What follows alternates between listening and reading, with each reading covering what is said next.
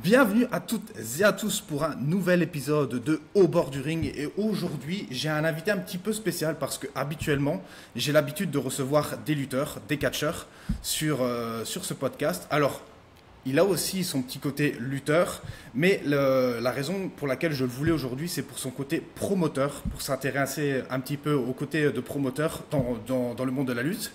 Anthony, comment ça va aujourd'hui? Salut, ça va bien toi? Bah ça va très bien. Comment ça va depuis la dernière fois que je t'ai vu? Écoute, la routine, hein? Il n'y a pas vraiment de différence. On continue à évoluer, à avancer dans nos démarches par rapport à la vie quotidienne. Ah ok, ok. Bah écoute, ça me fait vraiment Ça, plaisir c'est depuis la que... dernière fois qu'on s'est vu. Ouais. Ça fait pas très longtemps d'ailleurs. Non, ça fait 2 semaines. Ouais, c'est ça, c'est ça. Mais justement, tu sais, je voulais t'avoir aujourd'hui dans le podcast parce que je vois très peu de. Je voulais faire justement un épisode spécial pour le côté promotion de la lutte parce que c'est quelque chose, hein, le côté promoteur de la lutte parce que c'est quelque chose qu'on a très peu d'informations là-dessus et on ne sait pas vraiment comment ça fonctionne, la vie d'un promoteur. Et je te remercie déjà d'ailleurs beaucoup d'avoir accepté mon invitation pour qu'on puisse avoir cette conversation ensemble et pour qu'on puisse partager tout ça ensemble et aussi pour les personnes avec qui vont visionner ce podcast. Écoute, de toute façon, je suis juste en retard de 6 mois, fait que après ta demande, je parle. Tu vois, Gaga, on a quand même fini par trouver un créneau, tu vois, ça a fini par bien correspondre. Parce que oui, ben justement, Exactement. ça me donne une idée sur la première question que j'ai envie de te poser, c'est le travail de promoteur, ça te prend vraiment beaucoup de travail. Et est-ce que tu arrives à bien gérer ça Oui. avec la vie privée et la vie de travail? Est-ce que tu arrives à trouver vraiment un équilibre là-dessus? Parce qu'on sait vraiment, surtout pour ton produit, la TUW, qu'on va en reparler ici juste après, c'est un produit dans lequel tu mets beaucoup de temps, beaucoup de travail, beaucoup d'investissement et qui doit prendre énormément de temps. Ah, si tu savais. Moi, je peux dire que je gère bien. Les gens proches de moi, autour de moi, diraient que je ne gère pas bien. Mais c'est pour des raisons totalement différentes. En fait, c'est que, tu sais comme moi, faut vraiment aimer ça. Faut aimer ça parce que reste que la lutte indépendante, on n'est pas des grosses compagnies, on débourse plus qu'on peut faire d'argent. Puis pour pouvoir avoir les moyens, il faut avoir de la visibilité, surtout qu'aujourd'hui, avec Internet, avec toutes les façons de faire la promotion de ta promotion, oui. Il y a tellement de travail derrière ça. Puis je me compte chanceux aujourd'hui parce que je suis plus tout seul à travailler sur certains aspects. Mais tu sais, je te dirais que je suis chanceux dans un certain sens parce que moi, mon travail dans la vie, c'est de faire de la musique, puis je fais des shows la fin de semaine. Donc ça veut dire que mon début de semaine, je suis plus libre à pouvoir le passer sur ça. Donc, si les journées s'assemblent et se ressemblent, mettons du lundi au jeudi, je peux me lever le matin, je peux embarquer sur du montage, que ce soit vidéo, que ce soit image, que ce soit des pubs qu'il faut monter, puis tout ça, je vois pas le temps passer. J'ai recommencé à m'entraîner, fait que l'après-midi, je vais au gym, je reviens du gym, je continue. Les enfants reviennent de l'école, on fait des petites patentes avec les enfants, dodo, on recommence. Souvent, on finit tard. À cette heure, j'essaie de me coucher avant minuit. C'est conseillé. Les heures récupératives sont avant minuit, mais ça arrive souvent que je dépasse quand même parce que on n'a pas le choix. On rentre dans un montage. Honnêtement, il y a tellement de choses à prendre en considération, mais tu sais, des fois, juste le monde pense que c'est le montage qui est long, mais des fois, la recherche de certains éléments pour faire ton montage, euh, ça peut prendre des heures avant d'arriver au résultat que tu veux avoir, que ce soit une image, une vidéo. Tu sais, on vient justement là, de signer pour IWTV, puis faire le montage des shows en post-prod. Juste la coloration, pour te donner une idée de mes 3 angles de caméra, ça m'a pris une journée au complet. Juste Wow. faire la coloration, puis le montage n'est pas fait encore. Fait que, tu sais, ça, c'est un élément parmi tant d'autres, mais c'est du non-stop. Faut que tu veuilles le faire, faut que tu aies une bonne équipe autour de toi, faut pas que tu arrêtes parce que les gens, en général, c'est pas long que quand tu arrêtes, ils oublient. Fait qu'il faut que tu aies une constance, faut que tu sois capable de te tenir à jour avec des pubs Facebook, Instagram, tenir ta page. On a notre Patreon aussi qu'on essaie de mettre le plus de stock vidéo possible dessus. Faut rappeler au monde qu'on a un show par mois, qu'on a des storylines, qu'on essaye justement de tenir le monde à l'affût de tout ça. Il y a des histoires qui se passent. C'est comme tu le sais, tu le pratiques le domaine, puis c'est ça. C'est en général, je pourrais t'en parler pendant des heures de tout ce que ça peut impliquer, mais à la base, ça revient à dire que faut vraiment aimer la lutte parce que souvent j'ai des discussions avec certaines personnes autour de moi, puis ça revient toujours à dire hey, t'imagines-tu comment tu aurais du temps de lousse, puis une belle qualité de vie autre si tu n'avais pas à toujours être là-dedans. Puis dans un sens, c'est vrai, mais ma réponse a été oui, mais le problème que j'ai, c'est que j'aime ça. Ben ouais, quand tu es passionné, c'est difficile de décrocher. Et moi-même, personnellement, même en tant que lutteur, je le ressens aussi. Parfois, je me dis, bon, il y a des coups, je pourrais peut-être décrocher un petit peu, mais j'ai toujours Ouais. ce petit réflexe de toujours rester plongé là-dedans parce que j'aime ça, quoi. J'imagine que ça doit être la même chose pour toi, quoi. Mais j'ai déjà été à un point où ce que j'aimais tellement ça que je luttais et je bookais et je montais les shows Oh, tout ça wow. en même temps, une fois par mois. Puis avec le recul aujourd'hui, puis je le dis souvent, avoir la tête que j'ai aujourd'hui, si j'avais eu la chance de l'avoir dans ce temps-là, parce qu'on recule quand même de 10-15 ans dans le temps que je faisais ça. Puis c'est une des raisons pourquoi aussi qu'on avait arrêté dans le temps, parce que c'était beaucoup trop. De prendre le choix aujourd'hui, je ferais un ou l'autre, puis en même temps, je te dirais même que je pencherais plus vers le côté organisation, parce que veux pas inévitablement que je sois en shape ou pas, je mesure quand même 5 pieds 4, puis le corps, tu sais, je le sens aujourd'hui, 15 ans plus tard, les bobos de dans le temps. Puis j'adore ça, tu sais, je fais un spot une fois de temps en temps, si je peux faire quelques combats par année, ça me dérange pas. Mais je m'ennuie pas d'avoir mal pendant 2 semaines, puis d'avoir recommencé 2 semaines après les 2 semaines, tu sais. Ouais, maintenant, tu as vraiment plus mis ton focus et ta concentration sur l'aspect de promoteur. Le Ouais, lutteur, de temps en temps, t'aimes bien encore, comme tu l'as dit, faire oui. quelques petits spots ou bien s'il y a une storyline qui fit bien là-dedans. Mais Ouais. d'ailleurs, je me demandais comment t'en es arrivé. Est-ce que tu as d'abord commencé en tant que... Bah non, je pense que c'est arrivé plus tard. Est-ce que tu as d'abord commencé lutteur après que tu es parti promoteur ou bien c'est arrivé un peu en même temps? La chance que j'ai eue, moi, dans le fond, là, on recule loin, là, c'est quand même en 2001. En 2001, nous, on a été voir, il y avait la promotion, la MWF, qui était venue faire un show dans notre région, au centre récréatif, où ce qu'on a pratiqué nos shows longtemps. Puis, je me rappelle avoir été assis première rangée avec les gars avec qui je suis aujourd'hui dans l'organisation. Puis, j'avais regardé Seb du coin de l'œil, puis j'avais dit, en voyant Fred la Merveille, que je trouvais incroyable, on se part une promotion, puis on fait ça là, tu sais, mais tu sais, on avait quoi? On avait 14 ans. Puis ça a commencé, là, écoute, on jouait à la lutte derrière chez nous sur des, je sais pas si tu te souviens, il y en a encore aussi aujourd'hui, là, mais tu sais, les carrés de casse-tête que tu peux faire des planchers avec, là. Puis c'était dangereux parce qu'on jouait à ça en arrière de chez nous, ce qui avait comme une dombe de terre. Puis là, à un moment donné, il y a mon père qui a fait comme non, tant qu'à faire quelque chose, on va le faire comme il faut. Fait que il a décidé de prendre ça en main puis de dire, regarde, on va se partir vraiment quelque chose dans le sens du monde. Puis mon père a été le premier promoteur de la TUW de 2001 à 2011. Puis j'étais chanceux d'avoir mon père qui puisse s'occuper de l'aspect plus paperasse puis organisationnel en arrière. Puis moi, ben, tu sais, ça a toujours été quand même que c'est moi qui m'occupais du visuel. Puis sauf que dans ce temps-là, ben, je luttais aussi au travers, chose qui, si j'avais un conseil à donner à n'importe qui aujourd'hui, ne faites pas ça. Parce qu'il y a plein de raisons aussi, tu sais. Si tu te donnes la moindre importance quand t'es booker puis quand t'es lutteur, c'est pas bon pour la business. Puis ça, je le comprends aujourd'hui. C'est mieux de te faire booker par quelqu'un, même si c'est ta promotion.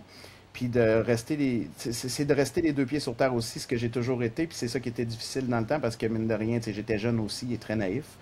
Et puis, tu sais, je me suis déjà mis dans une position de champion. Puis aujourd'hui, je ferais pas ça. Ça serait pas moi qui prendrais cette décision-là. Fait que, non, c'est ça. J'ai été lutteur, promoteur. Ben, tu sais, on peut dire promoteur parce que j'étais avec mon père. On était pas mal tous les deux là-dedans. Moi, je m'arrangeais pour que mon père arrive monétairement, puis lui, ben, il s'arrangeait pour que je puisse travailler côté visuel de mon côté aisément. Ok, donc ça, tu vois, c'est une chose que j'apprends, que je ne savais pas, que ton père était aussi impliqué dans la TIW. Donc, est-ce qu'on peut dire que c'est une affaire de famille? Est-ce que ton père a été impliqué aussi en tant que lutteur ou c'était plus dans l'aspect production, booker ou autre chose? Mon père a eu la même passion que moi quand il était jeune. Son lutteur préféré, c'était Édouard Carpentier. Ok, ouais. Puis, c'est c'est quand même drôle parce que Édouard Carpentier, ils l'ont rentré dans le Panthéon de la lutte québécoise. Je pense que ça s'appelle à un show de la TOW que j'avais été voir. Je pense qu'ils l'ont rentré dans le temple là, 2, 3 mois avant son décès. Puis j'avais eu la chance de le voir backstage puis de prendre une photo avec. Puis j'avais donné ça en cadeau à mon père à Noël.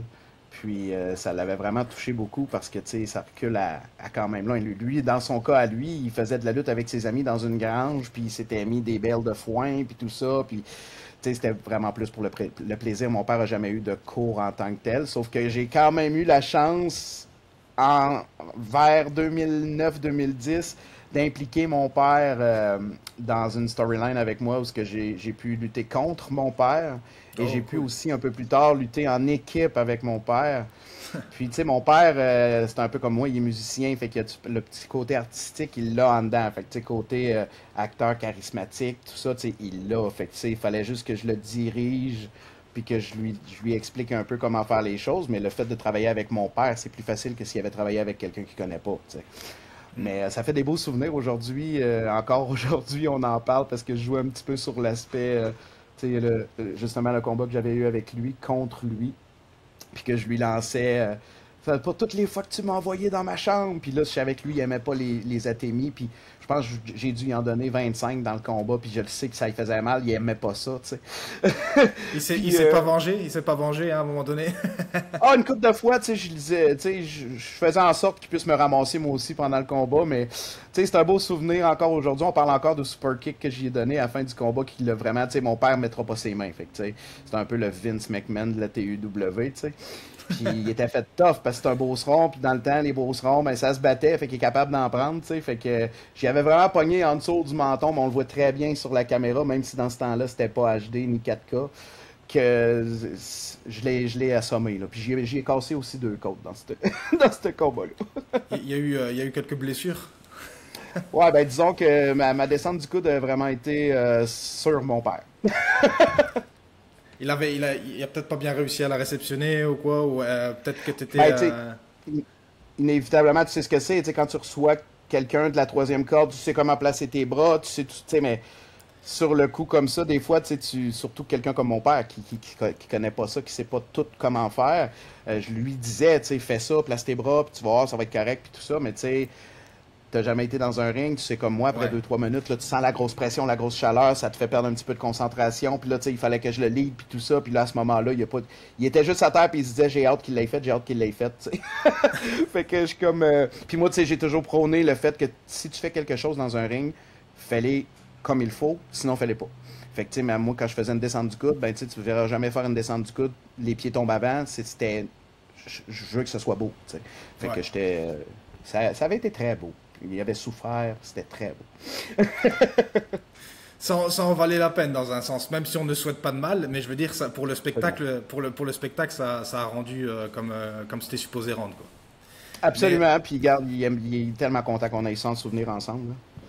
je voulais qu'on qu'on fasse une petite transition sur le côté promotion, parce Oui. que toi, je me demandais de savoir, en tant que promoteur, c'est quoi la chose la plus dure pour le côté promotion, la chose, on va dire, qui est le plus difficile à gérer en tant que promoteur. Je te dirais qu'honnêtement, c'est tellement délicat, mais Parce que tu sais, le j'imagine qu'il côté. doit avoir, il doit avoir plusieurs choses. J'imagine qu'il n'y a pas vraiment une seule chose véritable, parce que le travail de promoteur, ça regroupe plusieurs aspects. Donc j'imagine qu'il doit Ouais. avoir plusieurs choses, quoi. Il y a- Tout est compliqué, en fait. Tu sais, c'est comme dans n'importe quoi dans la vie. Si tu prends pas la peine de t'embarquer dans quelque chose puis de le faire comme il faut, ça prend du temps, ça prend de l'énergie. Il faut que tu mettes du tien, puis il faut que tu sois prêt à faire des sacrifices.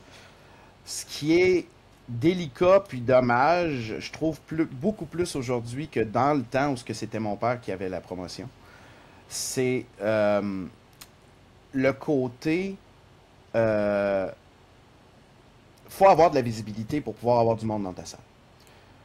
Aujourd'hui, plus qu'avant, beaucoup plus qu'avant, tout le monde est rendu payé. Les lutteurs sont payés, il y a quelques bénévoles, mais pas beaucoup. Puis ça coûte beaucoup plus cher qu'avant. Fait que c'est plusieurs façons de voir la chose différente, mais moi j'ai toujours eu pour mon dire, parce que je pratique un domaine dans ma vie qui est un peu un parallèle. Tu sais, moi j'ai toujours dit, la lutte m'a amené beaucoup dans la musique m'a amené beaucoup dans la lutte. Si tu m'engages à l'avance pour faire un spectacle de musique à une certaine date, puis que tu me payes pour le faire, je vais m'arranger pour qu'il y ait du monde chez vous. Parce que tu me payes. Si tu n'as pas de monde, tu n'arriveras pas. Si je veux être payé, il faut qu'il y ait du monde dans ta salle. Je pense que relativement, il faut que ce soit la même chose aussi à la lutte, ce qui est rarement le cas. Ce que j'allais dire qui était délicat, c'est que ce qui est difficile, je trouve, c'est d'avoir un ensemble de personnes qui veulent autant que toi, parce que tu connais les sacrifices que tu as donnés dedans, pour pouvoir faire en sorte que tu continues, que tu évolues, que ça va de mieux en mieux, puis tout ça. Tu sais, tu peux pas tout faire à deux, trois personnes. Puis c'est ça le plus difficile, moi, je trouve, d'aller chercher à avoir de la visibilité, que le monde le sache, que tu existes, que tu fais un spectacle par mois, qui sont tentés à venir voir, tenter l'expérience. Moi, je le dis toujours, viens voir une fois. Je suis certain que tu vas revenir. Puis, parce que aussi, je connais la qualité de mon show, je suis fier de la qualité de mon show, puis je sais que c'est attirant, puis que généralement, le monde, je veux lui donner le goût de revenir tout le temps. Puis, écoute, c'est peut-être tu sais, une déception un petit peu de dire, le dernier mois, je l'ai passé à monter le show qui vient, euh, pour arriver au show, puis être un peu déçu de faire comme, tu sais, j'ai pas tout fait ça pour rien, loin de là, c'est pas ce que je veux dire. Ce que je veux dire, c'est que je trouve tellement ça difficile que le monde soit au courant, qu'ils viennent, qu'ils savent qu'on fait un show, qui fait que, tu sais, des fois, là, de juste dire, tu sais, aujourd'hui, là, c'est rien, hein, ça prend 2 secondes, partage la publication, parle-en, essaye de trouver, vends des billets, essaye, tu sais, c'est pas, je le sais que c'est très controversé, le sujet, là. C'est pas, il y a beaucoup de gens qui disent, c'est pas au lutteur de vendre les billets pour le promoteur. Je comprends. Sauf que dans l'optique où ce que je t'expliquais tantôt en parallèle avec la musique, moi, je pense qu'à un moment donné, si tu veux être payé, il faut que tu t'arranges pour qu'il y ait du monde pour pouvoir l'être. Fait que, tu sais, juste une question de regroupement, de dire, est-ce que c'est important? Si c'est pas important pour toi de venir chez nous, fais juste me le dire, parce que si c'est pas important, dans le fond, tu m'amènes quoi? Tu sais, est-ce que mettre ton visage sur une affiche, à la base, va amener du monde dans la salle sans que tu aies besoin de rien faire? Ça arrive. Il y en a des personnes dans le domaine au Québec. Ouais, ou alors peut-être Vas-y, ouais. si on s'appelle John Cena, peut-être. Oui. Mais je veux dire Non, mais même au Québec, même, même au ouais. Québec, Vas-y, vas-y. il y en a que tu vas juste mettre le face sur le poster, puis c'est un automatisme. Il y en a qui sont plus connus que d'autres, puis il y en a qui vont t'attirer du monde par leur présence. Ouais. 5% du monde au Québec? Ouais, c'est ça, ça concerne très peu, hein. Ouais, Ça concerne très peu. Et c'est vrai ouais. que ben, je trouve, tu sais, je rejoins un petit peu ce que tu as dit juste avant. C'est vrai que ça paraît banal, tu sais, de faire un partage de shows, de publications de la fédération, mais un partage par-ci, un partage par-là, un partage par d'autres, différentes personnes, ben, au final, on arrive à avoir une portée, une plus grosse portée et à toucher plus de gens. Donc, je trouve que c'est vraiment quand même une chose très importante à faire pour nous en tant que catcheurs aussi de promouvoir les événements dans lesquels on participe justement pour essayer de donner un maximum de visibilité, quoi. Ben de là que je te disais justement le côté, si c'est important pour toi de venir chez nous, puis là je te parle à toi puis tu viens chez nous, mais c'est pas, je m'adresse pas à toi nécessairement, c'est pas ce que je veux dire. Non, Je veux dire, non, si non, la mais je personne comprends tout à considère que fait, c'est t'inquiète pas. important, T'inquiète, si la t'inquiète. personne considère que c'est important de venir, pour elle, la promotion, tu sais, j'aime ça aller là-bas, je suis chanceux d'aller là-bas, comme peut-être bien d'autres places aussi. Ben, fais-moi les voir. Si toi, c'est juste venir faire ton show, pratiquer ce que tu pratiques, puis venir chercher ton chèque de paye, j'aime mieux que tu sois honnête avec moi, puis viens juste pas, parce que moi, j'ai besoin de monde qui vont m'amener quelque chose. Tu sais, que ce soit sur n'importe quel aspect de la business. Moi, c'est tellement de choses à prendre en considération. Tu sais, de toute façon, à la base, tu sais, nous autres, on a toujours prôné. D'abord et avant tout, on veut avoir un esprit de bonne équipe en arrière. On va avoir, tu sais, une atmosphère, le fun à vivre. On va avoir du plaisir. On va avoir des bonnes personnes. On veut pas avoir à se casser la tête pour des choses négatives qui n'ont pas lieu d'être. Fait que ça, si à la base, c'est pas là, t'es pas à ta place chez nous, parce que ça passe avant. Après ça, on s'occupe de l'aspect spectacle. Fait que, tu sais, en partant, c'est tellement, comme je te disais, tellement de choses à voir, tellement de choses à prendre en considération. Mais bref, pour en revenir à la base de ta question, ce que je trouve le plus difficile, c'est vraiment ça. C'est plus qu'avant aussi, même si tu essaies d'avoir de la visibilité. Aujourd'hui, il y a du monde qui écoute, qui lit plus le journal. Il y a du monde qui écoute plus la radio. Il y a du monde qui le font encore aussi. Il y a du monde que, mettons, pour vendre des billets, ben, dépendamment de l'âge, puis c'est pas contre personne qui a une certaine âge ou quoi que ce soit, mais il y en a que, bah, moi, Internet, je suis pas bon là-dedans, fait que, acheter un billet en ligne, c'est pas trop mon affaire, t'as-tu des billets en physique? Fait que là, faut que tu fasses faire des billets physiques parce qu'il y a du monde qui veulent pas aller sur Internet. Mais là, il y en a qui, tu vois, c'est vraiment, là, c'est une panoplie de choses qui fait que c'est ça. Je trouve ça difficile d'aller rechercher le fanbase du temps. Pas qu'on n'a pas de monde dans nos shows, on a du monde, on est chanceux, puis c'est super le fun, puis c'est grâce au monde qui se présente qu'on peut pratiquer ce qu'on fait aujourd'hui. Mais je trouve ça difficile parce que, écoute, je vais juste te donner un exemple. Je m'en vais au Rona l'autre jour, puis j'arrive pour sortir, puis on s'entend à tête ferme, on n'est pas à Québec, on n'est pas à Montréal, là. Puis, pour sortir du parking chez Rona, ça m'a pris 25 minutes à attendre, parce qu'il y avait tout le temps des chars. Puis là, je me disais, je peux pas croire qu'il y a autant de monde dans la population, dans la région, puis qu'on ne soit pas capable de faire en sorte que tout le monde sont au courant. Tu sais, il y en a des fans de lutte, là. Puis il y a même des fans de lutte qui osent même pas dire qu'ils sont fans de lutte, malheureusement, parce qu'ils sont encore pris dans l'esprit du... Tu sais, j'ai été écœuré, moi, à l'école, j'ai été bullié à l'école parce que j'aimais ça, la lutte, là. Puis il y en a qui sont encore de même de hey, je suis pas correct d'aimer la lutte parce que c'est organisé, puis non, mais c'est plus comme ça aujourd'hui, tu sais, ça a changé beaucoup, puis surtout avec la popularité que certains de nos Québécois ont été chercher, c'est revenu encore plus populaire au Québec, chez nous, comparé aux années, mettons, entre 2000 et 2010-2015, où il y avait eu un drop. Aujourd'hui, on est chanceux que ça revienne populaire. Puis comme je disais tantôt, viens le voir une fois. Viens le voir une fois, puis tu n'auras pas honte de dire « Hey, moi, je suis allé voir, puis ça vaut la peine. Viens voir ça. » Ouais, non, mais je vais justement rebondir là-dessus parce que c'est vrai que j'ai aussi constaté une différence, que même que ce soit moi ici en Europe, parce que j'ai pas commencé à lutter au Québec, je luttais déjà en Europe avant de déménager au Québec, et Oui. j'ai aussi constaté une différence avec la lutte. Au début, tu sais, moi j'ai commencé dans les années 2010, et dans ces années-là, c'était encore des années, c'était encore pas mal critiqué, c'était assez, on n'osait pas trop en parler parce qu'on avait peur de justement de se faire juger parce qu'on faisait ça. Et maintenant, je vois vraiment qu'il y a eu une grosse différence entre 2010 et comme 2024-2025. Et c'est ça que je trouve vraiment bien, c'est que la lutte, elle va dans un... Elle subit une meilleure image. Et j'ai l'impression que les gens respectent mieux ça comparé à avant. Je pense que le fait que les gens soient plus au courant aujourd'hui, qu'est-ce que c'est la lutte, qu'ils savent que c'est organisé, que c'est scripté, puis qu'ils savent aussi, tu sais, qu'ils connaissent un petit peu plus le côté athlète, le côté du... Tu sais, ça fait mal.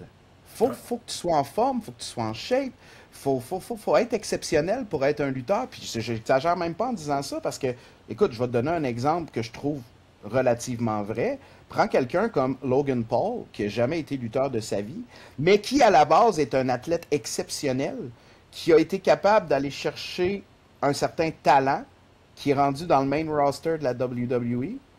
Puis c'est parce que lui, c'est un peu comme on parle de Lesnar, on parle de d'autres mondes comme ça qui sont, tu sais, un one of a kind, qui disent souvent, tu sais, il est là parce qu'il est exceptionnel. C'est plus grand que nature. Tu sais.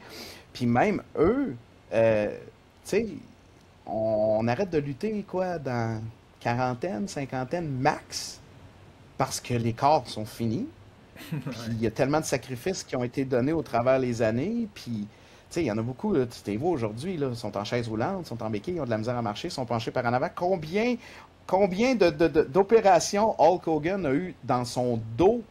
Puis pourtant, c'était pas le gars qui faisait le plus de choses dans un ring, là. Mais il a fait ça toute sa vie. Tu sais? Fait que, moi, j'ai pour mon dire, je pense que c'est ça aussi qui fait que ça devient de plus en plus populaire, parce que souvent, l'exemple est sorti de... Puis je m'en sers aujourd'hui parce que je trouve ça très intéressant. Oh, mais la lutte, mais là... Ouais, mais toi, tu es un fan de Star Wars, ouais. Mais quand le nouveau va sortir, tu vas aller au cinéma, le temps du film, tu vas être dans le film, tu vas y croire, le moment où ce que tu vas être dans la salle, tu vas faire... Pour toi, c'est important d'être un fan de Star Wars. Je prends exactement le même exemple quand j'ai une personne qui critique la lutte. Je prends un exemple de film et je lui dis, ben voilà, tu fais le lien entre les deux et c'est la même chose. Les cascadeurs, les acteurs, ils se font mal eux autres aussi pendant les tournages. Là. Ouais, Pas pour rien qu'ils ont des doublures. Pour pas blesser l'acteur principal. Nous autres, ce qui arrive, c'est que la différence, c'est qu'on peut pas en avoir. Non, ouais, on est nos propres doublures. Je sais pas si on peut dire ça comme ça. Exactement. Puis de toute façon, je pense qu'il y a bien des individus où on pourrait pas trouver de doublure qui pourraient faire le travail. Fait que... Ouais, voilà. C'est ce qui rend la lutte unique, on va dire. Et, oui, ouais. Puis de toute façon, à la base, la lutte, ce que je trouve original, ben pas original, mais intéressant de ça, c'est que c'est la seule forme d'art au monde où ce que le spectateur peut interagir avec l'acteur en tout temps. Tu trouveras pas ça ailleurs, là. Tu passes une semaine de merde à la job, t'es fatigué, t'es plus capable, tu t'en vas voir un show de lutte, tu sors du show de lutte, et Colin que ça a fait du bien. C'était ça, moi, quand j'allais voir des shows quand j'étais plus jeune, c'était de se défouler. Il y a des parents qui permettent à leurs enfants de dire va chier pendant un show de lutte, mais qui font à la maison, tu fais pas ça, par exemple. Ouais, ben, parfait exemple. Drôle, j'ai eu, c'était au dernier show TUW, j'ai carrément un enfant qui m'a levé bon, je vais pas le faire, mais les doigts du milieu. Je fais, les parents, ils autorisent ça? Fait, oui, bah apparemment, oui. C'est leur défouloir, on va les laisser faire. C'est délicat. Oui, mais au moins, je suis content parce qu'ils les avertissent. Tu sais, je pense qu'un enfant dépassé 5, 6, 7 ans, c'est capable de comprendre. Il y a des choses que tu peux faire maintenant, il y a des choses qui se font pas dans la vie, il y a des choses qui se font pas à la maison, il y a des choses qui se font pas à l'école. Tu sais, j'ai eu même moi à vivre une situation où quand mon gars, qui est rendu à 9 ans, fait qu'on s'entend, ça fait 3 ans à peu près qu'on a recommencé. Il est venu voir les shows, lui, à un moment donné. Fait que là, à l'école, il essayait de dupliquer un petit peu ce qu'il voyait dans nos spectacles. Fait que là, ça fait oh, non, attends un peu, j'ai la solution. Je savais que mon gars, il aimait beaucoup Marco Estrada. J'ai demandé à Marco, est-ce que je peux t'amener mon gars au show? J'aimerais ça que tu lui parles, que tu lui expliques que c'est ton travail, que c'est un spectacle, que tu ne veux pas qu'il fasse ça à l'école parce que toi, tu tiens à ce que François Xavier, ça soit un soldat à Marco Estrada, tu sais, qu'il soit fidèle. Puis, tu vois, à partir de ce moment-là, tout a arrêté. Puis mon gars vient encore au show, il trippe encore sur le show, mais il comprend que c'est un spectacle, puis qu'il ne faut pas qu'il fasse ça à l'école, tu sais. Ouais, parce que je pense qu'il risque de se mettre dans des sales ennuis à l'école. Absolument. Absolument. Ouais, c'est délicat. C'est difficile à trouver le juste milieu. Hein, tu sais, veux pas parce que t'es tellement rendu familial. Les enfants adorent ça. C'est des super-héros pour eux autres. Tu sais. Mais c'est la même affaire qu'un parent qui va faire écouter le dernier Batman à son enfant. Là. Ah ouais, c'est ça exactement. Ça revient à la même chose, quoi. C'est un film, c'est aussi quelque chose de divertissant pour divertir. Voilà, quand on a une journée au travail, on veut regarder un film pour se détendre. La lutte. Ça rejoint exactement la même chose. Et ouais. Oui, donc je viens de me rappeler de quelque chose que j'avais envie de te demander par rapport à l'aspect promotion. Quand toi tu montes un show, quand tu montes un show, est-ce que c'est quoi pour toi la chose la plus importante absolument que tu dois avoir dans un show? Ça va peut-être couvrir quelque chose qu'on a déjà parlé peut-être auparavant dans ce podcast, mais je pense pas qu'on a vraiment pointé du doigt ce sujet, quoi. L'aspect visuel. L'aspect visuel, moi j'ai toujours dit, puis comment je pourrais dire? Je trouve qu'on est chanceux de pouvoir le faire, puis y penser, puis le mettre en pratique, parce qu'on a les moyens physiques de le faire. Je m'explique. tout ce qui est production. Tu sais, on a pour la plupart, tu sais, à 99% de nos gars ont leur propre tune d'entrée qu'on a faite nous-mêmes, ici justement, dans le studio chez mon frère. Petite pub en passant. Vas-y, Dual vas-y, Shadow Studio, allez liker sa page Facebook, ça vaut la peine, il est écœurant. profites-en, profites-en, vas-y, vas-y. Puis, écoute, faut les faire, il faut les enregistrer. Ils sont disponibles sur pratiquement toutes les plateformes sur Internet. Les vidéos, l'éclairage, la pyro, la façon que le setup est fait. Moi, j'ai toujours pensé qu'un show de lutte, ce n'est pas un show de lutte si d'abord et avant tout, c'est pas aussi un show d'éclairage, un show de boucan, un show de musique, un show d'humour. C'est ce qui fait qu'un spectacle de lutte va être complet. Puis ça, pour moi, c'est le plus important, que ce soit pour promouvoir le spectacle sur la qualité des images et des vidéos, que ce soit pendant le show. Tout ce que le monde va voir et entendre, je trouve que c'est la priorité. Puis après ça, ben, je veux pas être plate, mais c'est un peu une façon pour nous de mettre la pression sur les autres après. Tu sais, dans le sens où la storyline est bonne, la vidéo était malade, on comprend l'histoire puis tout ça. Ben, tu sais quoi, mon homme, à cette heure, c'est ta responsabilité de donner la performance qui équivaut à la hauteur de ce que j'ai voulu amener avant que tu sois dans le ring. Mais c'est bien parce que ça va forcer aussi aux autres fédérations à élever le niveau. Et si tu élèves le niveau, ben c'est bon pour la lutte de présenter un produit de meilleure qualité. Donc ça ne peut que être positif dans le fond. Ça peut être positif pour tout le monde parce qu'on n'est pas on peut pas penser à tout, hein. Tu sais, des fois, on tombe sur quelque chose, on fait « Hey, ça c'est une bonne idée », puis tu sais, on le vit régulièrement. Puis je pointe pas personne du doigt. Le monde font tout ce qu'ils veulent. Puis avec le temps aussi, je me suis habitué à me dire en dedans de moi-même « Fais tes affaires, puis laisse les autres faire les leurs. » Puis c'est correct comme ça. Mais c'est un domaine où surtout dans la lutte indépendante, parce qu'on s'entend qu'avoir les moyens comme les grosses fédérations majeures, on pourrait se permettre encore plus d'essayer des choses, puis de faire des choses aussi qu'on peut pas vraiment faire là, parce que ça coûte de l'argent, puis c'est la triste réalité. Faut toujours, ce que j'allais dire, c'est qu'il faut toujours être en train de se réinventer. Parce que c'est certain que si tu fais quelque chose, que tu essayes quelque chose, puis que ça marche, quelqu'un d'autre aussi va le faire.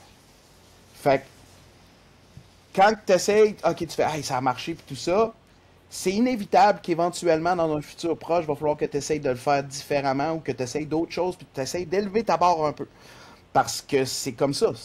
La lutte, on évolue, on a de plus en plus de moyens technologiques aussi pour faire nos patentes. Puis c'est un peu ça que je disais tantôt aussi. Tout ce que j'allais dire, en fait, tout ce qui est tu sais, les caméras vidéo, les caméras photo, le son, tu sais, la technique, c'est des éléments qui coûtent tellement cher aujourd'hui que si tu les as pas, ces affaires-là, puis c'est pour ça que je te dis, moi, je considère qu'on est chanceux de pouvoir avoir le matériel entre les mains. Puis, c'est ça. Faut que tu sois quelqu'un qui soit prêt à investir ou ben, écoute, si tu veux mon avis puis que c'est vraiment juste une passion pour toi, prends le temps ou aie pas trop de grands rêves parce que je pense que c'est pas un domaine où il faut que tu hypothèques ta maison pour pouvoir avoir les moyens de. Tu sais, ça reste une passion, tu sais. Mais c'est ça qui est difficile. À moins que tu es sûr de ton coup à 100%, là, mais dans la grande majorité des cas, faut pas faire d'erreur comme ça. C'est incroyable. C'est incroyable parce que tu le sais comme moi, tu sais, en frais de promo vidéo, en frais de ce qu'on filme aussi pour les shows. C'est 3 angles de caméra, faut que tu aies des bonnes caméras. T'sais, une bonne caméra, mettons, on va parler de bonne caméra, là, pour dire l'image est vraiment ce que je veux aller chercher, 1 sur 3. Pour l'avoir, c'est entre, mettons, 6 et 10 000 $ en avoir une bonne. Oh, wow. Fait que, tu sais, on s'entend que... Puis là, il y a les lentilles. Les objectifs aussi qui coûtent cher, je crois. Ouais, tout ce qui est lentilles, objectifs, là. Puis c'est pas juste ça. La personne qui va être en arrière, elle a beau... je veux dire, faut un peu qu'elle soit capable d'avoir le rendu voulu aussi. Pour les faut qu'elle soit dans la capacité... Ben, c'est tellement des choses à... Tu sais, c'est pas juste l'appareil qui va faire la job. Là. Des fois, c'est arrivé souvent qu'on a fait des miracles avec peu parce que, justement, ça prend quand même un certain talent en arrière d'un appareil pour pouvoir rendre la chose aussi quand même. C'est pas parce que tu as un bon appareil et que tu as une bonne lentille que tu es un photographe d'envie. Ça peut paraître cru de le dire comme ça, mais il y en a tellement qui s'improvisent. Ça s'arrête pas là, c'est pas ça, là. Ben, tu sais, justement, le fait, ça rejoint, tu sais, quand tu as mentionné le fait que le visuel, c'était la chose la plus importante pour toi, ben, ça rejoint un petit peu à ce qu'on a dit tantôt. Quand on veut attirer les gens, ce qui va vraiment attirer les gens, et quand ils vont aller voir la page Facebook, ben justement, si par exemple, ils vont visiter la page Facebook et qu'ils voient que c'est quelque chose de qualité et vraiment que c'est un produit sur lequel on met du travail et qu'on met vraiment du travail sur le visuel et tout ce qui entoure le visuel, ben c'est ça aussi qui va crédibiliser la promotion et qui va donner justement envie aux gens de venir voir et d'être réguliers aussi dans les futurs événements. Oui, oui. Euh, Évidemment, il n'y a pas que en ça. même temps, Il n'y a pas que ça, mais il y a ça. c'est On va ça dire que l'affaire. c'est une chose principale. C'est une chose déjà très importante. Cette chose-là en Oui, elle-même, quoi. je suis entièrement d'accord, sauf pour une chose. Euh, il y a du mérite dans toute sphère. On va s'entendre par rapport à un spectacle comme ça. Je suis très content que quelqu'un vienne nous voir puis dise, hey, le visuel, le visuel, hey, la TW, le visuel. Oui, je suis content aujourd'hui de pouvoir dire que à cette heure, maintenant, on, C'est bon. on a une bonne équipe autour de nous autres qui peut amener le reste. Parce que, je vais être franc avec toi, je trouve qu'on a, puis beaucoup plus, de plus en plus, là, le côté lutte, la qualité du spectacle de lutte, les athlètes qu'on a sur notre show, Ah ouais, j'ai exactement. hâte qu'on puisse en arriver à dire, hey, non seulement il y a le visuel, mais hey, le show de lutte était tellement bon. C'est ça là, que j'ai. Tu sais, je suis content parce que, comme je te dis, il y a une équipe de personnes autour maintenant qui fait en sorte qu'ils connaissent plus. Tu sais, des fois, dans la vie, tu travailles avec du monde qui sont meilleurs que toi dans certains aspects dans la vie. Ben là, on est chanceux parce que c'est le cas présentement. Puis j'aime ça pouvoir dire, je vous laisse aller. Garde l'objectif, j'aimerais ça qu'on soit capable d'atteindre ça, ça, ça, ça. Moi, ça me sauve de ne pas avoir à le faire. Vous connaissez ça. Allez-y, go. Puis s'il y a de quoi, on s'assied, on s'en parle. Mais je veux qu'on soit, tu sais, ça reste de la lutte. Je veux qu'on soit capable de dire, on a aussi une grande qualité de spectacle de lutte. Puis présentement, ça va super bien. Honnêtement, je pense qu'on est dans le pic de la TUW de 2001 à aujourd'hui. Là, je pense qu'on est vraiment dans la meilleure période pour tous les éléments discutés. Les athlètes sont incroyables, c'est tout du bon monde. Tu sais, c'est vraiment, les storylines se tiennent, sont intéressantes, les vidéos pour les suivre.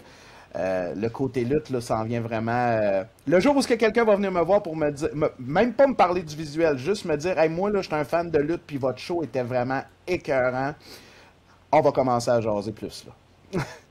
Ouais, parce que c'est vrai que on ne l'a pas mentionné, mais ça me semble très logique pour moi. Mais c'est vrai que oui, le show, le visuel, tout ça très important. Mais les athlètes et les talents que tu vas avoir sur le show, c'est vraiment l'autre partie qui va compléter, on va dire, un bon show. Et c'est vrai on a de la chance d'avoir des bons talents à la TUW. Et justement, en parlant de talent, je voulais savoir, toi, Ouais. quand tu, euh, quand tu veux booker un talent dans ton show, est-ce qu'il y a vraiment des critères que tu regardes? Est-ce qu'il y a quelque chose en particulier que tu recherches chez un talent pour que tu puisses apprécier un petit peu son travail? Bon, évidemment, son travail, on peut le voir une fois seulement, la seule fois quand il est sur le ring, mais je veux dire avant même ça, parce que des fois on peut observer des vidéos, des clips et tout ça, mais c'est pas toujours la même chose. Ouais. Mais je me demandais justement de savoir si tu avais des critères en particulier à ce niveau-là, si jamais il y a un talent qui te contacte pour pouvoir lutter à la TUW par exemple.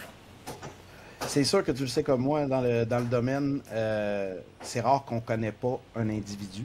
Mhm. Euh, mais reste qu'on ne connaît pas tout le monde non plus. Puis, je vais refaire encore un parallèle avec la musique parce que j'ai quand même un bon exemple à te donner. Euh, on recule justement d'à peu près ça, là, 3 ans. Tu sais, quand on a commencé la TUW, j'ai commencé quasiment en même temps mon projet que j'ai en duo avec ma blonde la fin de semaine pour la musique. Puis, ce qu'on était, en fait, c'était comme tout le monde. On faisait on appelle ça, entre parenthèses, du chansonnier. On était un duo de chansonniers. J'avais ma guitare acoustique. Puis on chantait tous les deux. À un moment donné, on a rajouté des trames un petit peu au travers. Puis là, tu fais, mais je veux être différent. J'aimerais ça pouvoir dire qu'on a un projet à nous qui sort de l'ordinaire. Puis qu'est-ce qu'on peut faire pour ramener ça? Mon exemple étant,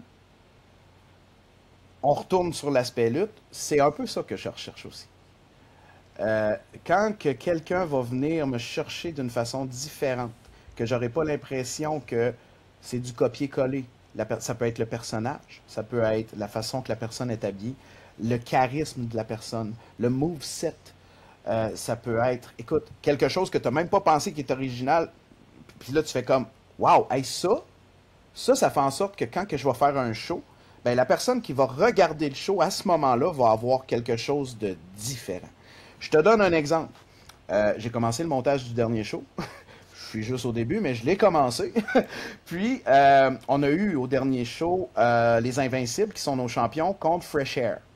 Et Fresh Air, moi, je les avais jamais vus. C'est comme je t'ai dit, ça arrive, on connaît pas tout le monde. Mais que des bons commentaires, je le savais qu'ils étaient bons, je le savais que de les amener ici, ça pouvait que donner un bon résultat. Mais je les ai jamais vus faire, je les ai jamais vus rentrer, je les ai jamais vus lutter. Puis là, à un moment donné, je vois qu'ils font un genre de taunt ou ce qu'ils font comme la grande écart, les deux en même temps, puis là, ils tauntent. Puis là, j'ai fait, wow, ça, c'est hot. Ils ont compris depuis longtemps, sûrement, parce qu'ils sont rendus quand même assez reconnus. Je pense qu'ils sont champions pour justement la IWTV. Ils représentent, je pense, Ouais, je pense qu'ils de... sont champions par équipe, ouais. C'est ça, comme ça. Puis, tu sais, ça peut paraître niaiseux, mais là, je faisais mon montage, puis là, je les vois des trois angles. Là. Les gars, ils parlent à la caméra, ils parlent à la foule, ils sont originaux, ils ont des tonnes originales. Écoute, le gars fait un hip toss. Tu sais, je te parlais de la grande écart. Il fait un hip toss en faisant, tu sais, la genre de grand écart hip-hop, là. Ouais, je l'ai vu faire. Là, je pense qu'il me l'avait porté une quand fois, des fois, quand j'avais un match. On va traverser un petit peu le quatrième. Oui. Puis, tu sais, des fois, on va traverser un petit peu le quatrième mur, là. Des fois, dans des réunions backstage d'avant-show, tu sais, on dit essayer d'innover, essayer d'être originaux. Je le dis souvent, moi, ça. Puis, c'est ça que je veux dire. Tu sais, d'arriver à dire, tu sais, des fois, de se donner des petits défis. D'arriver à dire, mettons, exemple, OK, les gars, à soir, là, j'aimerais ça que chacun de vous, les filles aussi, je dis les gars, les filles, faites quelque chose que vous avez jamais fait. Je vous demande pas de changer votre moveset, je vous demande pas de changer votre personnage, je vous demande d'essayer de trouver quelque chose qui va faire différent, puis que même vous autres, vous allez faire comme, hey, ça, je pourrais le garder peut-être après même, tu sais. Mais tu sais, quand je te disais d'essayer de tasser la routine un petit peu, tu sais, quand tu viens chez nous, c'est-tu juste pour venir faire ce que tu pratiques, puis ça s'arrête là. D'essayer de te donner des défis, d'aller chercher d'autres choses, ça demeure un spectacle, ça demeure du théâtre, ça demeure, tu sais, c'est un personnage, qu'est-ce que tu peux faire de plus? OK, ça n'a pas marché, pourquoi? Faudrait-tu que je change ça pour d'autres choses? Est-ce que, tu sais, il faut que tu sois capable de t'analyser, de te regarder après, puis pouvoir t'auto-critiquer, et surtout de prendre la critique. Parce que s'il y a bien un domaine où il faut que tu sois capable de la prendre, c'est celui-là. Parce qu'il n'y a personne de parfait dans n'importe quoi dans la vie. Puis ça, ben, tu sais, ça demande tellement beaucoup, sur beaucoup d'aspects, que faut que tu sois... Moi, je pense qu'il faut que tu sois capable de travailler toujours constamment, tout le temps. Même les plus grands de ce monde continuent d'apprendre et de travailler sur certains aspects parce que le business n'arrête pas de changer. Ah ben ça de toute façon, je l'ai toujours dit, enfin je l'ai toujours redit à chaque fois, c'est que dans la lutte c'est un monde dans lequel on n'arrête pas d'apprendre. Ça fait 14 ans et j'en apprends encore aujourd'hui et je pense que je ne cesserai jamais d'en apprendre et aussi super important de garder l'esprit ouvert mais aussi de garder l'ego à la porte parce que l'ego c'est malheureusement quelque chose qui est présent dans la lutte. Mais comme dans beaucoup de métiers artistiques, je te dirais, parce que j'imagine que toi, avec la musique, ça doit être un petit peu la même chose. Ouais, vas-y. Ben je suis curieux de savoir. Tiens, on va faire une petite parenthèse avec ça, ouais. L'ego, il y a un moment, je pense, où ce que tu dois choisir d'en avoir un petit peu. À partir d'un certain moment, dépendamment de où ce que tu es rendu dans ta carrière, dans ton domaine. Parce que si tu n'as pas d'ego et que tu n'es pas capable de prendre ta place, c'est pas oui, bien sûr. Ouais, Mais, vu de cet aspect-là, ouais, je suis d'accord avec ça. Ouais. mais je pense que c'est de là qu'arrive le terme qu'on entend souvent, un ego mal placé. Voilà, c'est ça. Parce que tu peux avoir un ego sans nécessairement être déplaisant. Ouais. C'est là la différence. Je pense que c'est pas tout le monde qui a peut-être compris. Ouais. Mais c'est plus parfois, moi, ce que j'ai déjà pu observer, c'est pas entre les lutteurs, parfois, tu sais, Ouais. des fois, j'ai remarqué que c'était pas forcément nécessaire qu'il l'ait à ce moment-là.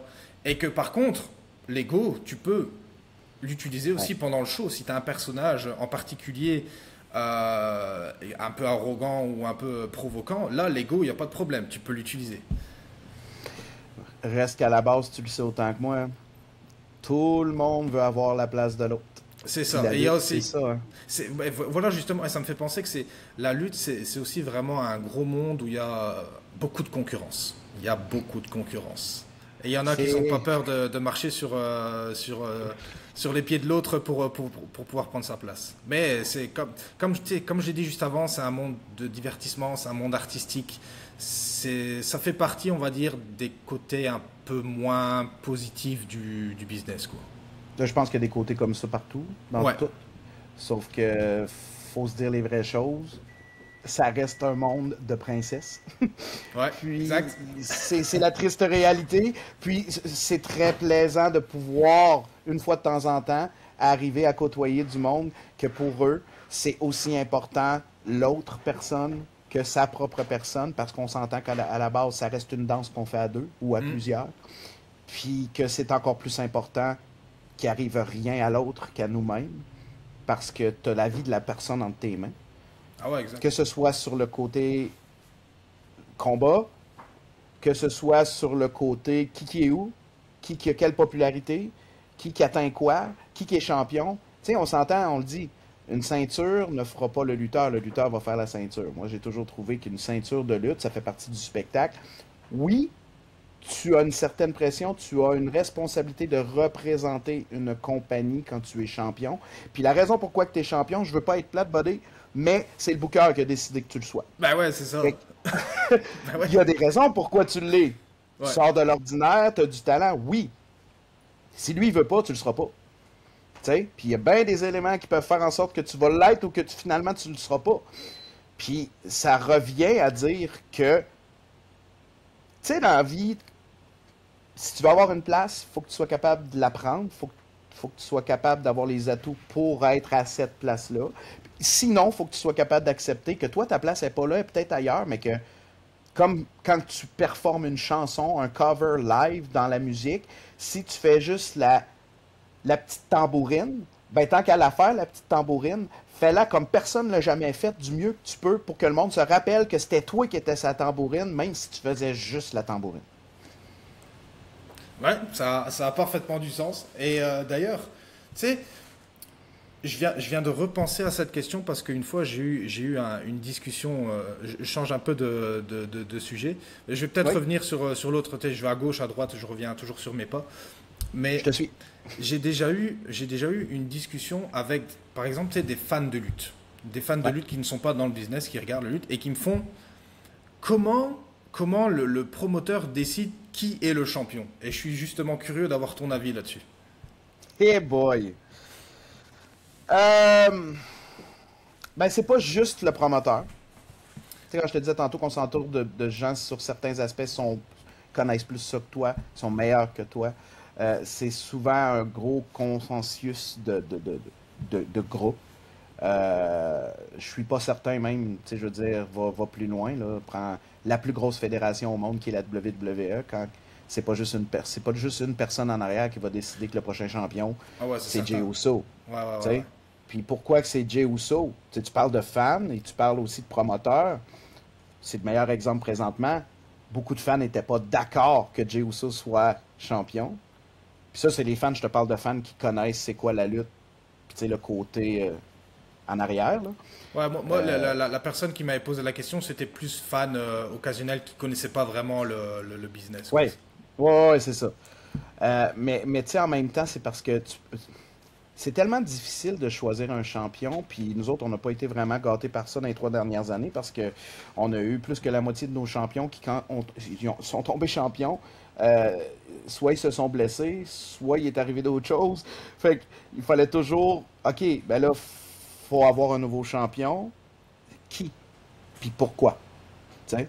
C'est là la grosse question à se poser parce que cette personne-là va tenir ta compagnie sur ses épaules. Exact. Cette personne-là est censée être en avant sur l'affiche, est censée être à la fin de ton show, est censée être aimée ou haïe le plus sur ton show. Euh, je vais te donner un bon exemple qui est d'actualité présentement. On vient d'avoir un nouveau champion qui est Box Belmore. Box Belmore, une des premières choses qu'il nous a dites en revenant backstage après avoir gagné la ceinture, on va appeler ça un titre, j'aime pas ça appeler ça une strap ou une ceinture, c'est un titre. Merci les gars de me faire confiance pour tenir votre compagnie sur mes épaules. Ça, c'est un élément à prendre en considération parce que tu vois que pour la personne, c'est important. Puis ça fait toute la différence. Puis on s'entend, le Box Belmore est exceptionnel. Ouais. Ça en est un justement on peut dire, il est à part, il est différent. Je vous encourage à aller le voir pour les personnes qui ne le connaissent pas. Écoute, marquez son nom n'importe où, puis allez voir, ça vaut la peine. Puis ça fait partie des raisons aussi pourquoi on est allé vers cette direction-là. Parce que je pense que quand la personne apprécie aussi ce que tu lui donnes, ça fait aussi la différence. Puis non seulement ça, ben, ça reste que c'est un excellent lutteur. C'est un lutteur qui a tout. Tu sais, des fois, un lutteur peut être bon dans le ring, manquer un peu de charisme. Il peut être un peu moins bon dans le ring, mais avoir beaucoup de charisme. Lui, il a tout ça. Fait que c'est plus facile après ça de travailler avec la personne puis de dire, hey, on va pouvoir aller vers là, parce que même lui va être capable de nous amener du plus. Tu sais? Fait que c'est difficile. Honnêtement, c'est difficile que ce soit pour le champion de la promotion, que ce soit pour, mettons, une division en dessous, que ce soit pour, tu sais, là, on est chanceux. Ça fait longtemps que les Invincibles sont champions par équipe, mais là, on s'entend Frankie the Mobster, Marco Estrada. Pourquoi que c'est eux autres les champions par équipe? On va-tu vraiment se poser la question? Présentement, c'est parce que tu trouves moi quelqu'un pour les battre? Ben, c'est ça. C'est exactement ce que j'allais dire. Qui tu veux? Tu sais, ils sont vraiment. En plus, ils ont une connexion vraiment incroyable avec le public, donc. Et ils sont super bons dans le ring, donc ils méritent totalement leur place de champion, quoi, leur titre de champion, quoi. Ce que je trouve vraiment intéressant aussi avec cette situation-là, c'est que c'est des gars qui ont roulé leur boss, qui luttent régulièrement, puis que tu le saches ou pas dans la vie de tous les jours en étant fan, ça fait du bien à des gars comme ça de pouvoir dire, hey, là, on est en équipe. On peut prendre ça plus, tu sais, ok, aujourd'hui c'est toi qui vas prendre la hit, l'autre ça va être moi. C'est plus facile que de faire des 1 contre 1, c'est sûr, c'est normal. Puis je pense que de pouvoir être dans une position comme ça pour les deux, c'est beaucoup plus plaisant, c'est moins fatigant. Puis de pouvoir enjoy la situation, ils sont super populaires, pouvoir jouer sur le côté acting, pouvoir aller chercher vraiment le côté super-héros. Parce que Marco Estrada, Frankie the Mobster, on s'entend, c'est plus grand que nature. C'est le fun, justement, pour des gars comme ça qui ont peut-être besoin, une fois de temps en temps, d'avoir de pas juste rusher, puis de pas juste... Tu sais, ça fait longtemps que les gars sont là-dedans, puis je pense que c'est une belle opportunité pour eux autres de pouvoir enjoy un petit peu le moment présent, là. Mais c'est ça, et moi ce que j'admire beaucoup avec cette équipe, c'est que tu sais, ça fait vraiment énormément d'années maintenant qu'ils sont enfin ça fait pas mal d'années qu'ils sont dans le business, dans la discipline, dans la lutte au Québec. Ouais. Et ils pourraient se dire à un moment donné vraiment de se reposer un petit peu sur leur acquis et d'aller peut-être y aller plus doucement, mais c'est pas du tout le cas parce qu'à chaque fois que je regarde un de leurs combats, ils font des combats incroyables. Je prends notamment l'exemple contre Black Québécois, qu'ils ont fait un combat, vraiment un super combat. Aussi le combat contre TDT au dernier show. C'était au dernier show, Ouais. c'est ça? À March Madness. Le combat de la Je vais soirée. dire. Vraiment, j'ai Écoute, j'ai regardé le combat du début à la fin et c'était vraiment incroyable. C'est un super combat. puis c'est drôle parce que quand on a fait le montage, on a essayé justement une nouveauté dans nos montages de faire le replay de la fin du combat. C'est quand le combat est fini, on montre les moments importants du show, ben, du combat. Puis en faisant le montage, écoute, à un moment donné, je suis parti à rire parce que j'ai tout mis les coups, un après l'autre. Mais c'est parce que ça faisait que oh, pas, ah, ta, pas. Mais là, c'est comme ça a jamais arrêté là. Fait que, non, pour vrai, c'est vraiment le fun parce que c'est de la qualité aussi. Les gars savent comment faire, les gars savent comment travailler. Des fois, ça peut être plus violent, des fois, ça peut être plus technique, des fois, ça peut être plus charismatique, des fois, ça peut être. Puis, ils vont s'adapter à chaque situation parce que c'est des professionnels.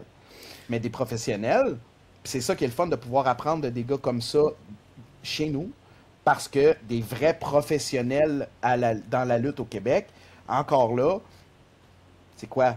Il y a peut-être 10% de vrais professionnels. Ouais, ouais, ouais. On est chanceux de pouvoir dire ces gars-là peuvent nous apprendre encore, peuvent nous amener d'autres choses, peuvent nous... Puis Marco et Frankie, ça en est deux justement à considérer et que je me compte très chanceux de pouvoir compter justement comme étant actif à la TUW parce que c'est des personnes incroyables. Ils portent bien leur nom d'équipe et je pense que ça va être difficile de les détrôner. Mais, Ouais. mais, mais on verra ce qui se passe à l'avenir. Et d'ailleurs, Ouais. justement, je pense vraiment avoir fait le tour de toutes les choses que je voulais te demander. Il y a, évidemment, on va pouvoir clôturer ce podcast avec les futurs événements de la TIW. Si jamais tu as envie de Oui. promouvoir un prochain événement, mais aussi partager les pages de réseaux sociaux. Ben, écoute, c'est le fun parce qu'on vient justement de faire quelque chose par rapport à ça, justement sur côté publicité par rapport à ce qui s'en vient, avec plein de bonnes nouvelles au travers de ça. Comme là, mettons, notre prochain événement, c'est parce que là, on était régulièrement à Saint-Éphrem, mais on s'appelle quand même la Thetford Ultimate Wrestling. Fait que ce qui était difficile dans les 2, 3 dernières années, c'était de trouver un endroit pour pouvoir pratiquer chez nous. On a souvent été, dans le temps, on a été plusieurs années à être au centre récréatif de Robertsonville qui fait partie de Thetford Mines. Et là, on y retourne pour la prochaine saison. Donc, le prochain show qui va être à Saint-Éphrem le 17, qui s'appelle Final Round, qui est dans 2 semaines. Procurez-vous des billets, c'est encore disponible, lepointdevente.com. Sinon, communiquez avec n'importe qui que vous pouvez connaître de l'organisation. Ça, c'est fait. Je Après vais, ça, c'est notre dernier. Oui, je vais m'arranger pour mettre le lien dans la description. Tu m'enverras le lien en privé. parfait. Je mettrai tout dans la description, que ce soit les liens pour les billets, mais aussi les liens pour les pages Facebook, Instagram, Oui, ce genre de ben choses. c'est ça, on a Facebook, on a Instagram, on a notre Patreon, tout ce qui est de musique aussi, là, tu sais, Spotify, Apple Music, Shazam, Amazon, nommez-les toutes, on est sur une cinquantaine de plateformes différentes. Quand vous voulez entendre une des chansons d'un lutteur que vous avez bien aimé, souvent elle se retrouve là, sinon ça s'en vient bientôt. On a notre IWTV comme on a parlé aussi. Il y a déjà 4 ou 5 shows qui sont disponibles. Présentement, on n'est pas live. C'est pas des PLE qu'on fait. Mais on essaie toujours de mettre les shows le plus rapidement possible à jour après chaque événement. Ça devient aussi de quoi. Puis j'aimerais faire une différence aussi entre IWTV puis notre Patreon. Parce que sur IWTV, c'est vraiment que les gala, c'est une autre affaire, j'aime pas ça appeler ça un gala. Un gala, c'est pour remettre des prix, je trouve. On va appeler ça un événement. Il y a une différence entre IWTV et notre Patreon. Notre Patreon, quand tu t'abonnes à notre Patreon, la différence, c'est que tu as vraiment accès à tout ce qui a rapport avec la vidéo. Puis je pense qu'il y a des options aussi qui s'en viennent. C'est en train de changer, qu'on va pouvoir mettre des résultats, des images et tout ça. Mais tu sais, mettons, il y a 5 shows sur IWTV qui sont toutes aussi sur notre Patreon, mais il y a à peu près 150 vidéos que tu peux voir de souvenirs dans le temps, de promos vidéo, les entrées, les vidéos d'entrée, les recaps, t'as tout là. Fait que des fois le monde fait comme moi, mais c'est quoi la différence? La voilà la différence. L'autre chose aussi, comme je disais, c'est le fun parce qu'à partir du mois de septembre, on revient à la maison. On continue à faire un show par mois. Puis, non, je niaise bien, là, mais pour de vrai, tu sais, on en parlait tantôt, mais plus que le temps avance, plus qu'on est bien entouré, plus que ça va de mieux en mieux pareil. Il faut être capable de trouver un équilibre, on s'entend dans la vie. on a une famille, on a une vie personnelle, on a des choses comme ça qu'on aime bien pratiquer, mais reste qu'il faut quand même être capable de trouver un juste milieu. Puis moi personnellement, ça va de mieux en mieux sur ce côté-là. Mais tu sais, il faut être capable d'avoir nos limites, il faut être capable de savoir quand arrêter aussi. Mais tout ça pour dire bonne nouvelle, on s'en va jusqu'à juin 2026. Dans le fond, on va faire notre saison régulière probablement presque toute au Centre récréatif de Robertsonville, sauf si je me trompe pas le mois d'octobre, où on va revenir aussi à Saint-Éphrem parce qu'on a un fanbase à Saint-Éphrem aussi, ben, dans la Beauce en fait. On aime ça y aller une fois de temps en temps parce qu'il y a beaucoup de nos fans qui viennent de là. Fait qu'on est comme un peu... on peut dire que notre territoire est vraiment Thetford et la Beauce. On se promène un petit peu là-dedans. Parlant de ça, justement, parce que c'est ça, le territoire. Oui, on revient chez nous, mais là, vois-tu, on fait le show pour le camp au mois de juin à East Broughton, à l'Arena, le 7 juin. Après ça, le 23 juillet, pour la deuxième année consécutive, on retourne aux festivités western de Saint-Victor, le mercredi 23 juillet. L'année passée, ça a été incroyable. On vise encore plus haut cette année. Le 16 août, on retourne à la source à Saint-Romain pour faire le show extérieur, dont tu avais eu ton combat Un homme à la mer contre Pez l'an passé, que tu t'étais retrouvé... Ouais, mes bottes après, mes bottes, j'étais... Attends, je le sais-tu, ça? Ouais, d'ailleurs, tu me dois des bottes, hein, c'est bon? Ah, bon. J'avais dit, tu m'en avais jamais parlé. Non, ça va. C'est ce que j'avais un petit peu peur après le combat, quand je suis ressorti de l'eau, tu sais, j'avais pas pensé à ça. J'y ai pensé, mais après je me dis merde, mes bottes, elles vont être un peu l'eau et le cuir. Je pense pas que ça fait bon ménage. Ouais. Mais finalement, ça va. J'ai su bien les sécher, Ouais. je les ai nettoyés, tout ça. C'était une expérience. C'était une sacrée expérience. Quand même important. C'est important de le savoir pareil quand tu y penses pas avant, tu sais. Mais il va sûrement encore avoir un combat, un homme à la mer cette année, même si Pez, selon ses dires, n'est plus un capitaine. Mais tant qu'à être sur place, c'est toujours de quoi. C'est profitable, mettons, on va dire ça comme ça, parce que c'est sur le bord de l'eau pour le monde qui se pose la question. C'est une marina, il y a des bateaux, puis le ring est vraiment juste à côté des quais. Puis c'est ça, septembre, on retourne à Robertsonville. Octobre, Saint-Éphrem. On revient ensuite de ça, après le temps des fêtes, à Robertsonville.